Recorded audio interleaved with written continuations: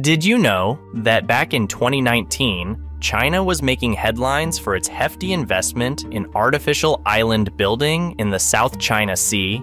The controversy reached a boiling point as the US accused China of bullying, and tensions soared among neighboring countries like Taiwan, the Philippines, and Vietnam. With real data indicating massive costs, environmental concerns, and the military implications of these artificial islands, it begs the question, what's really at stake in the South China Sea?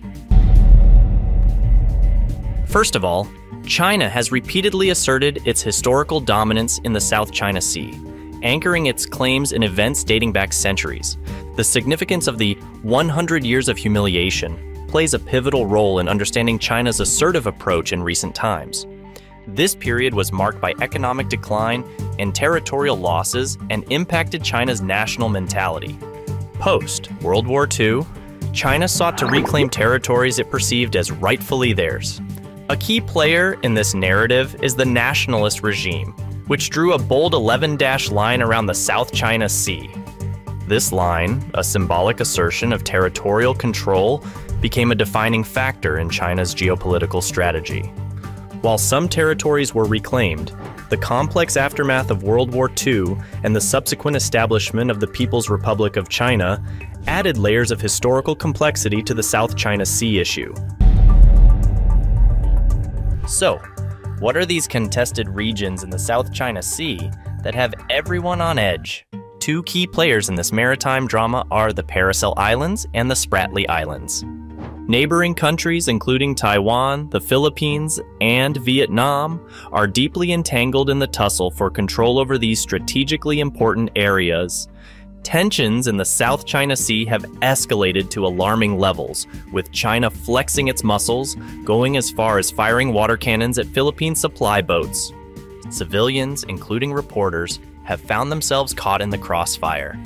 This raises concerns about regional stability and underscores the high stakes involved. Now, the South China Sea isn't just a stretch of water. It's a vital trade route, handling a whopping third of the world's total trade. The global significance of this trade corridor adds fuel to the fire, turning the region into a hotspot of tension. Did you know that in 2016, the United Nations had a bone to pick with China over its then 9-line assertion in the South China Sea? The rejection came after the International Tribunal ruled that China's construction of artificial islands violated international law. This wasn't just a slap on the wrist, it had real implications for China's claims in the region. The United Nations invalidated China's 9-line assertion, challenging the very basis of its territorial claims. The ruling wasn't a mere formality, but a clear statement that China's actions didn't align with international law. The implications of this legal showdown reverberate in the ongoing dispute over the South China Sea. The International Tribunal's ruling in 2016 sent shockwaves through China's narrative, raising questions about the legitimacy of its claims. Already a powder keg of geopolitical tension, the South China Sea found itself at the center of a legal storm. So now, are you curious about the Fiery Cross Reef? It's not just any patch of ocean, it's a significant land reclamation project that has everyone in the South China Sea on their toes. Multiple claimants, including China, Taiwan, the Philippines, and Vietnam, have a stake in this artificial island showdown.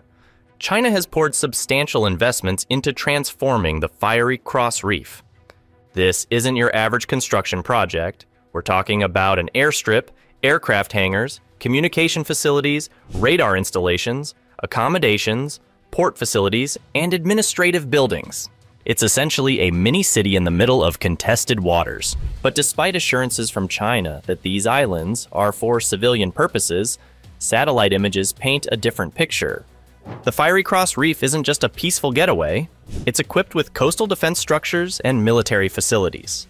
The substantial investment suggests that China is serious about building an island and establishing a strategic stronghold in the South China Sea. Looking at these artificial structures, you might be wondering, what's the cost to the environment? Well, let's talk about the massive environmental impact of dredging sand and coral for island construction in the South China Sea. It's not just a construction project, it's an ecological disaster. The scale of dredging involved in creating these artificial islands is massive.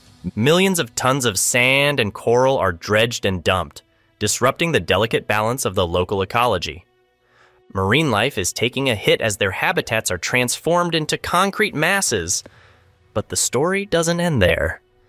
The risks these artificial islands face are more than just environmental. They're downright existential. Erosion is a constant threat, the gradual wearing away of the land. Subsidence, the sinking of the land, adds another layer of complexity. Tectonic activity, a fancy way of saying earthquakes, poses a real danger in this seismically active region. And if that weren't enough, rising sea levels due to global warming are throwing these low-lying islands into the deep end. Moreover, marine life in the South China Sea is facing disruption on a massive scale. The buried reefs, the potential pollution from construction activities, and the altered underwater landscape all contribute to an ecological crisis. It's not just about the fish, but the delicate balance of an entire ecosystem being thrown into disarray. Aside from historical significance, what are China's military intentions with these artificial islands in the South China Sea? On the surface, China's assurances seem straightforward. They claim the islands serve peaceful functions like improving working conditions, supporting fishing activities, and aiding distressed ships.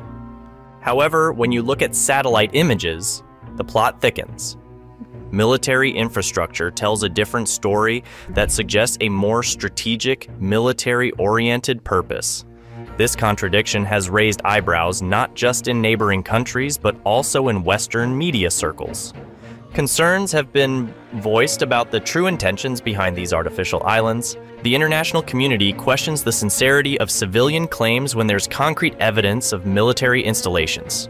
Neighboring countries, particularly those with competing claims in the South China Sea, are not buying into China's dual narrative. Vietnam, the Philippines, and others have expressed reservations and raised concerns about the potential military use of these islands. Do you remember when it was mentioned that China has historical claims over the South China Sea?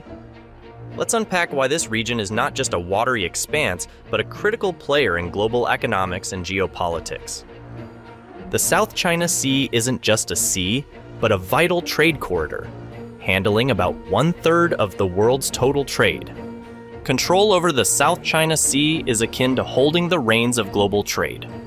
This strategic location facilitates the flow of goods, energy imports, and access to valuable natural resources. It's not just about the sea, it's about controlling the lifeblood of economies. For China, dominance in this region means a chokehold on crucial trade routes, and, by extension, global economic influence. The South China Sea is a playground for superpowers, and China's aspirations to control it align with its broader geopolitical ambitions. Now let's talk about potential conflict. The US, not one to stay silent on such matters, has strategies in play. From targeting the islands with ballistic missiles to enforcing blockades, the US isn't holding back. On the other side of the chessboard, China has responses in its arsenal, from concentrated infrastructure to potential military countermeasures. But let's be real.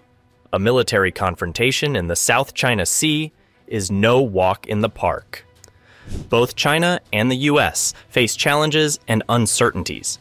Precision strikes on these artificial islands may deal significant blows, but they come with a hefty price tag. Logistical challenges, anti-submarine capabilities, and the unpredictable nature of warfare make this a high-stakes game. The global implications of tensions in the South China Sea are far-reaching. Diplomatic relations are strained, and international stability is at risk. These artificial islands have become potential flashpoints in a fragile world.